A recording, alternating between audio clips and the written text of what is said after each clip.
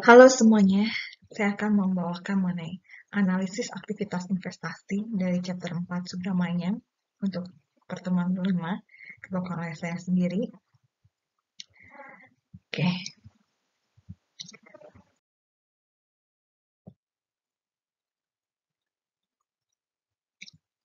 aset itu dimulai dari aktiva lancar. Aktiva dibedakan di sini menjadi aktiva lancar dan tidak lancar ya. Aktiva lancar itu yang paling dinilai pertama kali oleh perusahaan, yaitu bentuknya yang diutamakan adalah bagaimana dia akan berubah menjadi cash. Jadi sumber daya atau klaim atas sumber daya yang langsung dan bisa diubah menjadi cash dalam jangka waktu 1 tahun siklus operasi perusahaan atau kurang. Sedangkan aktivitas lancar, jika dia diharapkan dapat memberikan manfaatnya lebih dari 1 tahun, ya sumber daya atau klaim tersebut. Jadi di sini batasan utamanya antara lancar dan tidak lancar kalau dilihat dari waktu, batasannya adalah 1 tahun siklus operasi perusahaan. Kalau lebih dari 1 tahun, manfaatnya tidak lancar. Kalau bisa dikonversi kas, kurang dari dalam jangka waktu 1 tahun siklus operasi, itu masih kategori aset lancar. Aktiva lancar. Di sini dimulai berarti kita lihat siklusnya dari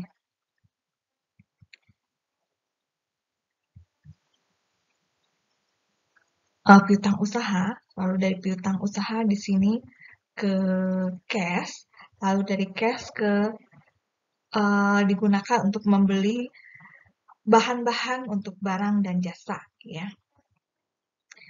Di sini ada purchase commitment juga. Lalu dari purchase of goods or service, di sini akan menghasilkan persediaan barang. Dari persediaan barang, di sini juga barang untuk dijual terjadi penjualan dan akhirnya menjadi piutang usaha. Jadi satu siklus operasi ini seperti ini. Jadi awalnya dari mana? Sebetulnya bukan dari piutang usaha, tapi dari cash dulu ya. Tapi cash ini bisa bersumber dari tadi piutang usaha yang tertagih. Dari cash dulu, terus bisa membeli bahan barang dan jasa, lalu persediaan barang, piutang usaha, cash. Jadi ini fokus utamanya adalah cash. Ya.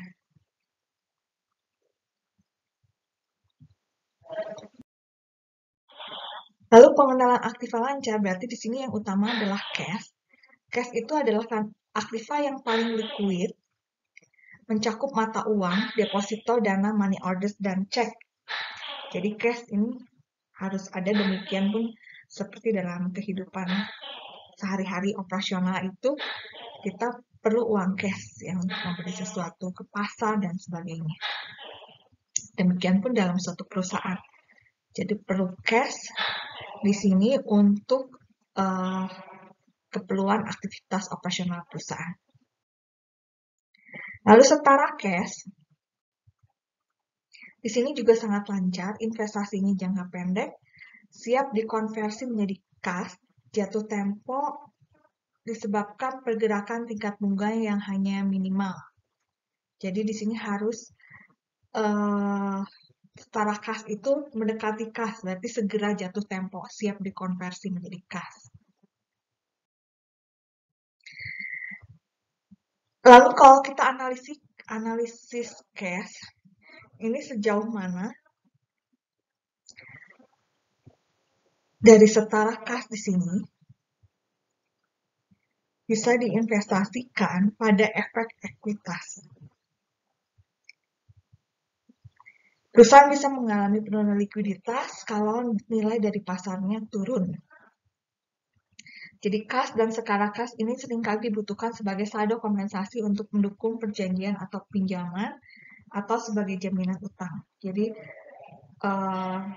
pemberi hutang atau supplier akan percaya bahwa kliennya ini sanggup membayar utang kalau dia sebagai perusahaan yang disuplai barang ini mempunyai kecukupan dana cash ya.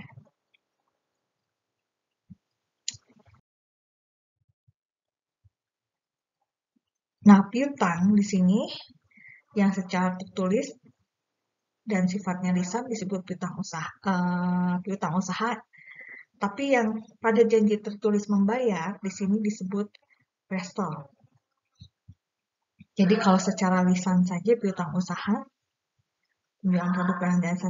Tapi kalau di sini mengacu pada janji tertulis dan ada bunganya, kalau misal terlambat bayar dan sebagainya, disebut wesel lagi, ya. Piutang dilaporkan biasanya pada nilai realisasi bersih atau NRV. Jumlah piutang total dikurangi penyisihan piutang tak tertagih. Lalu manajemen biasanya di sini mengestimasi daripada penyisihan piutang tak tertagih berdasarkan pengalaman, kondisi pelanggan, ekspektasi ekonomi, industri, dan kebijakan penagihannya. Menganalisis kas itu yang dinilai adalah risiko daripada penagihannya dan keaslian daripada piutang usaha. Di sini kalian bisa lihat sendiri, risiko daripada penagihan berarti persentase piutang ya dinilai dibandingkan dengan perusahaan pesaing. Lalu konsentrasi risiko meningkat jika piutang terkonsentrasi hanya pada satu pelanggan. Jadi pelanggannya harus variatif.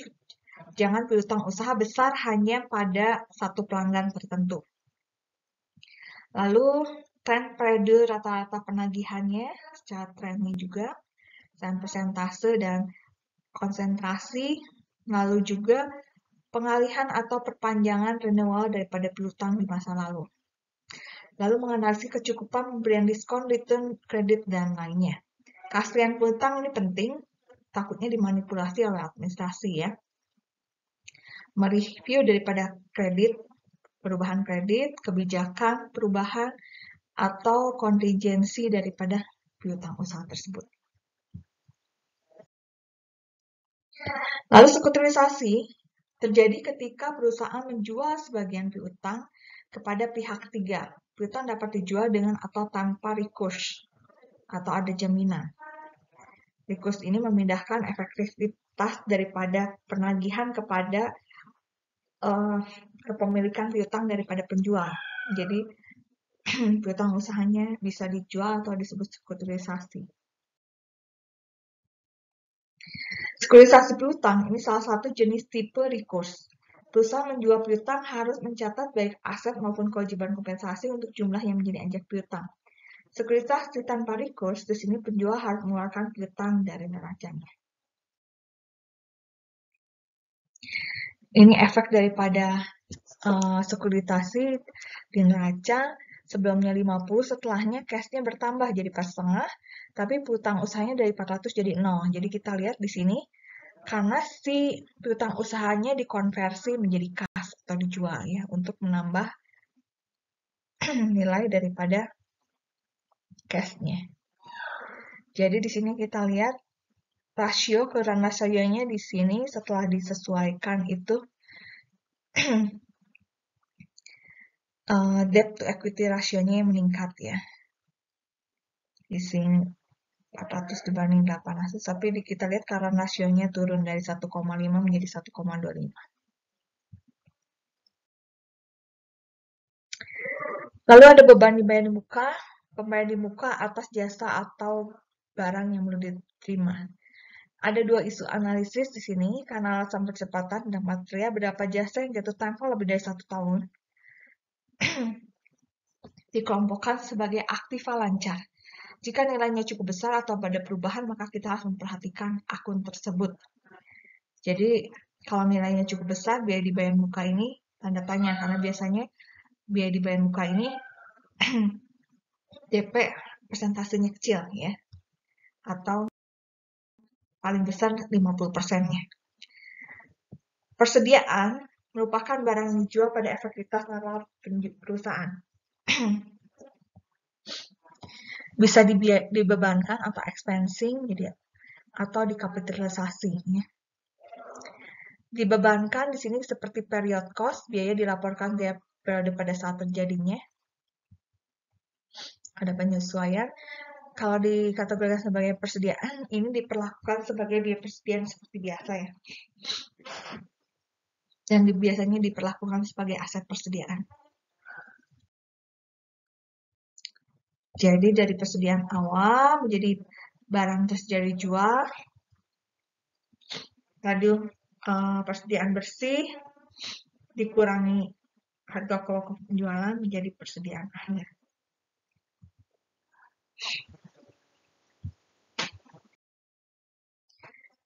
Penggunaan ternyata lebih banyak FIFO 46%, ya. Tapi LIFO juga di sini nilainya 30%, weighted average 20%. Jadi kita lihat kalau di luar negeri itu perbandingan FIFO dan LIFO cukup berimbang, tapi lebih banyak prefer FIFO ya, barang first in, first out. Rata-rata 20%, yang lainnya campuran 4%.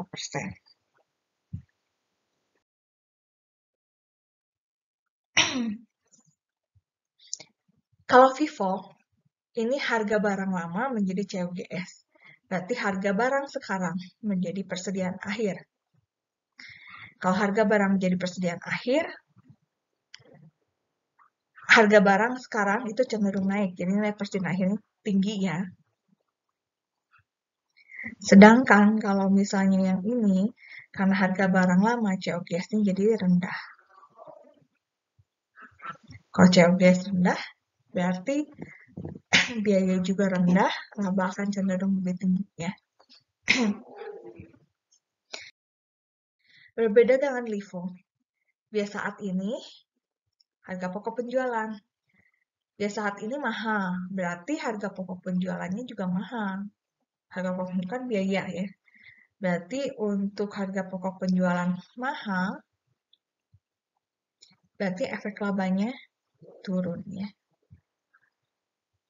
Dan efek di persediaannya turun. Jadi kita lihat kalau efek persediaan akhir itu sama dengan efek daripada laba juga.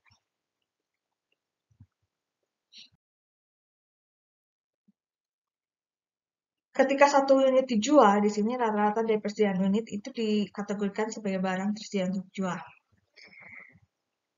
Harga pokok penjualan dibagi dengan unit yang tersedia barang untuk dijual.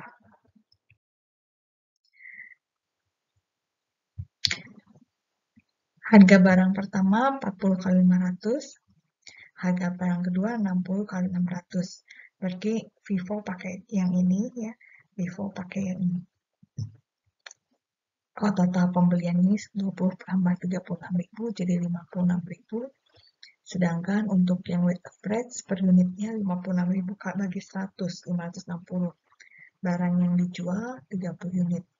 Jadi untuk Vivo nanti 30 dikali 500, 15.000. Vivo 30 kali 600, 18.000 COGS-nya. Yang ini nanti 30 kali 560 COGS-nya. Yaitu yang average 16.800, Vivo 18.000, Vivo 15.000. Ini 20.000 tambah 36 ini sama.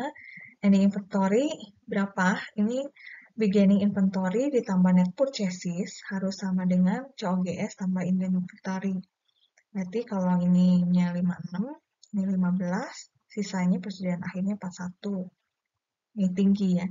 Vivo persediaan akhirnya 38, ini 39.200. Gross profit-nya paling tinggi Vivo 9.000, Vivo 6.000, average 7.200. Ini penjualan 24.000. Tadi dari 30 kali 800 harga jual ya.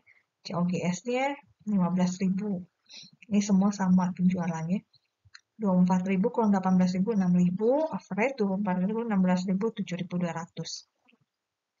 Jadi yang penghitungan labanya paling tinggi itu dengan metode Vivo.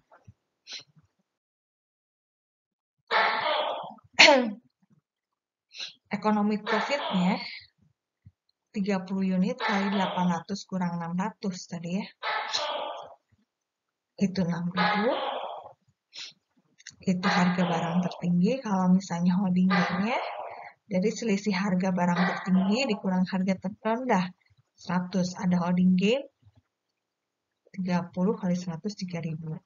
FIFO itu terdiri dari dua, economic profit dan holding gain-nya, ya. Lebih tinggi higher gross profit. Jadi itu alasan kenapa banyak peminat FIFO, ya. Nah, perusahaan harus menggunakan metode akuntansi yang sama dari waktu ke waktu. Ini untuk meningkatkan daripada pelaporan keuangannya. Kesediaan dicatat mana yang lebih rendah antara biaya perolehan atau nilai pasar, itu law of market disebutkan harga pasar itu sebagai biaya pengganti. Ini sesuai dengan prinsip konservatisme.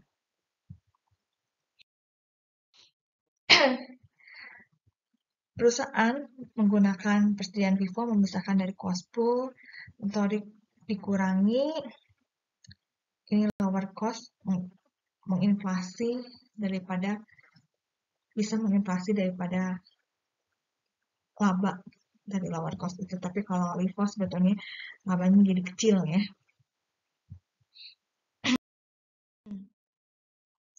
Cadangan LIFO high tax rate, minus tax rate, cadangan LIFO di sini kurang cost daripada inventory, ya. Contohnya di sini Campbell Soup 89,6, Australia 30,5, di net earning 59,1. Biaya inventory 819,8, 84,6. Jadi 904,4. Ya, ini perbedaannya 819,8. Ya. Lalu persediaan akhir 700,6. Ini kurang bergeser, ya. Ini selisih perbedaannya ini yang ini, ya. Jadi ini metode LIFO, ini LIFO, ini FIFO. Kita lihat untuk LIFO di sini COB 103,1, ini 108,1 lebih rendah, ya.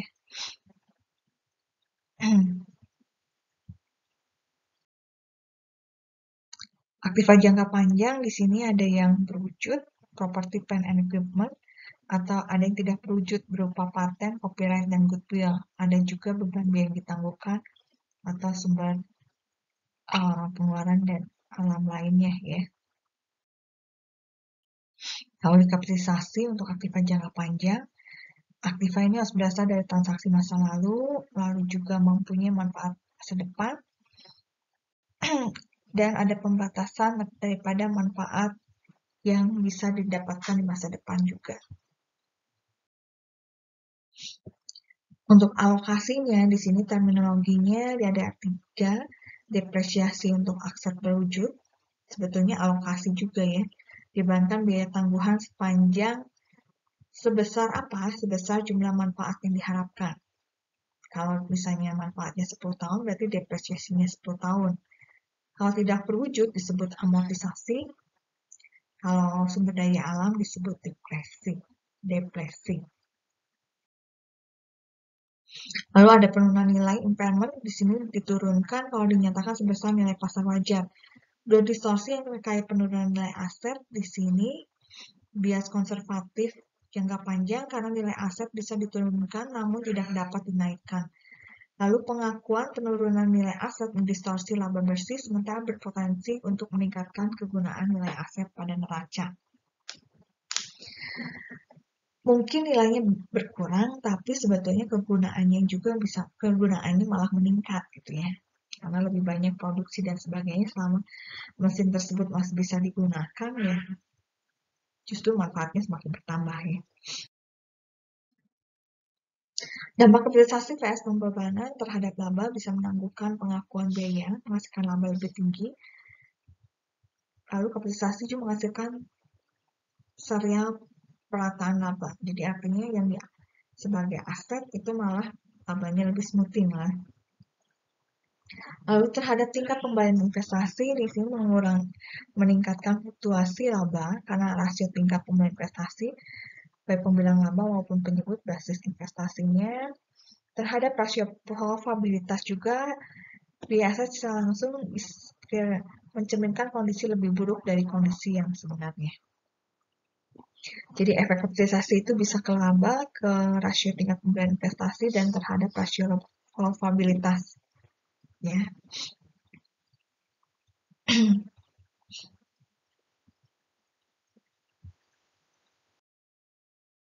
Dan terhadap arus kas operasi.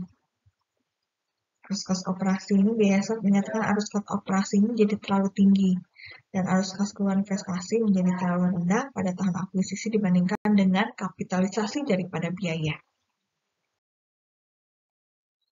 Plan aset dan natural resources, jadi dipastikan harus aktif digunakan dalam kegiatan operasi, mempunyai manfaat masa depan, property, plant, dan equipment ya. Terus biaya historis digunakan penilaian pembenaran, tidak mengantisipasi biaya penggantian berikutnya, ini konservatif ya. Ya pokoknya biaya saat itu aja, nggak perhitungan biaya pengganti, atau accountability dalam jumlah dolar untuk manajemen, atau secara objektif dalam penentuan biaya. Biaya akuisisi itu ada dua, harga pembelian dan semua pengeluaran yang dikeluarkan untuk menyiapkan aset tersebut agar siap digunakan. Biaya akuisisi mengeluarkan biaya charge dan diskon.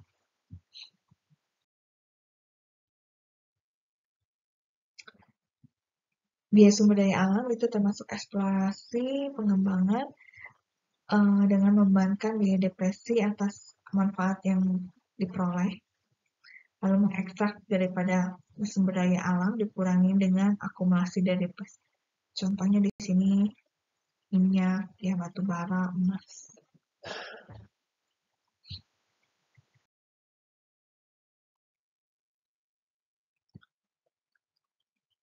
Penilaian mendekatkan objektivitas, biaya historis, biaya konservasi, dan akuntansi untuk keterbatasan biaya historis ini tidak mencerminkan nilai pasar, tidak terlalu relevan dalam nilai penggantian, tidak sebanding di seluruh perusahaan, dan tidak terlalu berguna pengumpulan pengeluaran yang mencerminkan harga beli. Depresiasi ini bisa memanfaat penggunaan, ada di efeknya ke neraca dan income statement. Di neraca ketika tidak digunakan, diakuisisi sebagai biaya, ketika digunakan dibebankan menjadi biaya di income statement. Cost allocation ya. Jadi proses mengalokasi untuk biaya dalam periode akuntansi mendapatkan manfaat dari penggunaan. Lalu di sini faktor untuk menghitung depresiasi, di sini ada cost, biayanya, nilai sisa, masa umur, dan metode depresiasinya.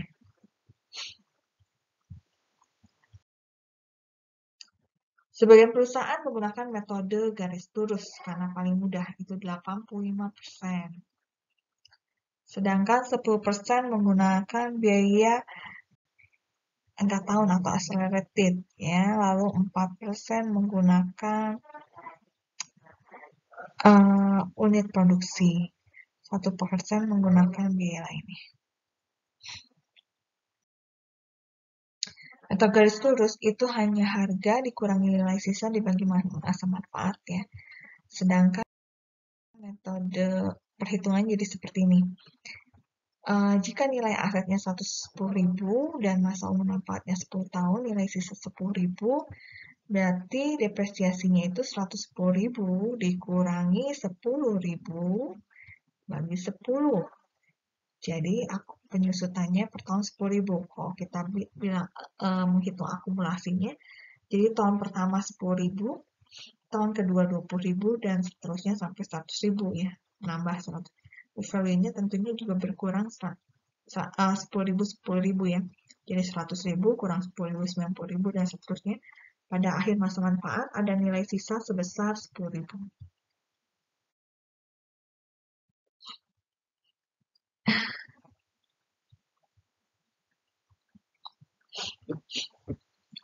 Untuk double declining itu 2 kali tarif garis lurus ya.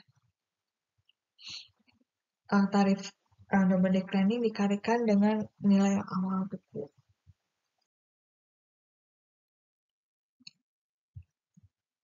Ini tarif dua tarif ya, dua macam, double declining dan jumlah angka tahun. Kalau double declining 2 tarif garis lurus, tapi tidak dikurangi nilai sisa. Kalau jumlah angka tahun ini sesuai dengan jumlah angka tahun ini 10 tahun. Jumlah angka tahunnya penyebutnya itu 1 ditambahkan sampai 10 jadi 55. 1 tambah 2 tambah 3 tambah 4, 5, 6, 7, 8, 9, 10. Ini dari angka yang paling tinggi dulu, 10 bagi 55, 9, 8, 7, 6, 5, 4, 3, 2, 1 ya.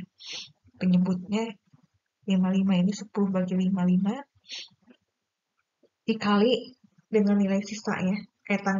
Nilai sisa 10.000 berarti yang disebutkan 100.000. 10 bagi 55 dikali 100.000, 18.182. Lalu 9 bagi 55 kali 100.000, 16.3864. 8 kali per 55 kali 100.000, 14.545 dan seterusnya ya, seperti itu.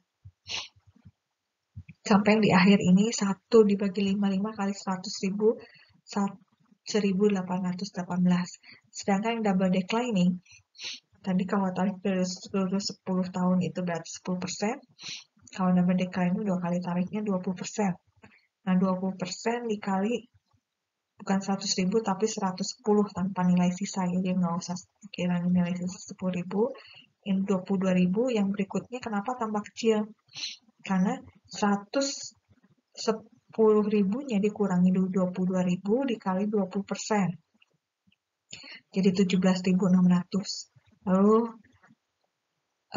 dikurangi lagi penyusutan 17.600 dikali 20%, hasilnya 14.080 dan seterusnya.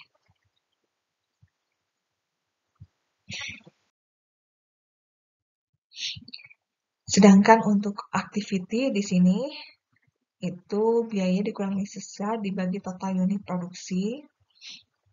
Jadi biaya penyusutannya dihitungnya biaya penyusutan per unit kali unit jumlah yang diproduksi per unit. Jumlah unit produksi.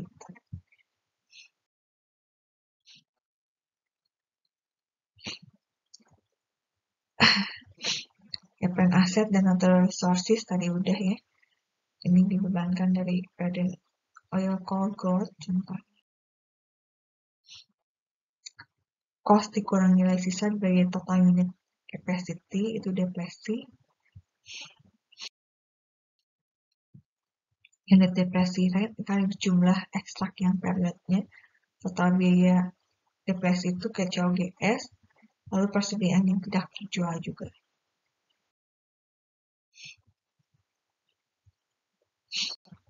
Tantangannya 3 kemudian umum, penggunaan garis sudut itu baik untuk bagian keuangan, baik pajak juga. Penggunaan garis sudut untuk pengeluaran. Kalau ini pajaknya akan lebih rendah di awal ya, karena biayanya lebih tinggi ya di awal. Dan makin turun, yang jual seperti itu, jadi bagi penyusutan lebih tinggi pada awal dan bisa diperpanjang selama beberapa tahun.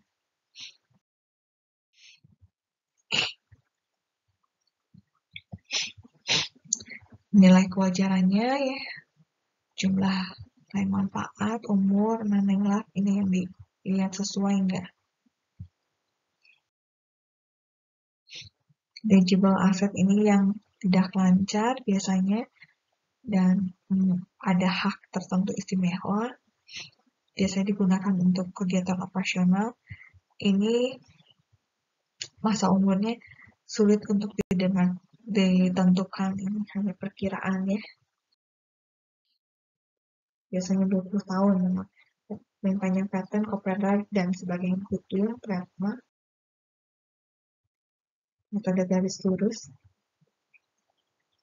tidak di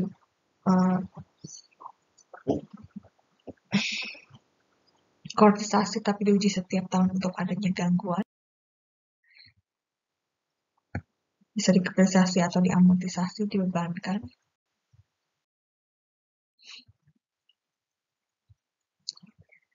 Goodwill ini menjadi aset yang cukup besar karena dicatat hanya setelah pembelian entitas oleh segmen lain ya. Nilai diberikan dengan tingkat pendapatan di atas normal diterjemahkan menjadi kelebihan pendapatan disebut super earnings. Goodwill terjadi ketika satu perusahaan membeli perusahaan lain dan di sini terjadi terjadi pembelian, makanya goodwill dianggap sebagai intangible asset ya. Biasanya diamortisasinya sebagai nilai pasar dan dikategorikan sebagai net asset yang diakuisisi. Ada intangible dan goodwill. Untuk refleksinya, memang pada kita menilai tadi ada aset lancar tidak lancar, tapi dikategorikan aset berwujud dan tidak berwujud ya. Dari hari kemurkaan Allah, harta tidak berguna, tapi kebenaran melepaskan dari maut. Harta benda tidak berguna pada masa tulah, dan kebenaran itu melepaskan daripada mati apabila menghadapi maut. Harta benda tidak berarti hidup akan selamat di halaman 21 ya. Yang jadi artinya memang harta pada saat masa hidup itu berguna untuk biaya hidup dan sebagainya ya.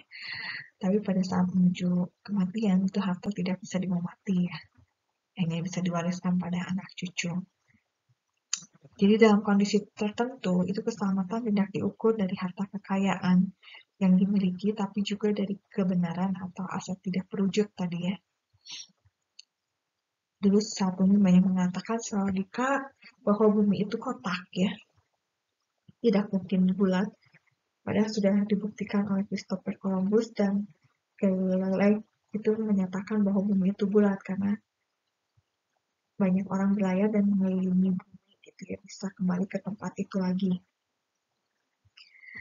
Dan oleh karena pernyataan tersebut dia sempat berselisih dengan gereja dan ahli lainnya, padahal di kitab suci juga tidak mengatakan bumi itu rata, tapi dengan 4 sudut yang diberikan, seolah kan ada 4 sudut itu seperti kotak ya. Padahal ada ayat lain yang menyatakan ujung bulat, menyebutkan bahwa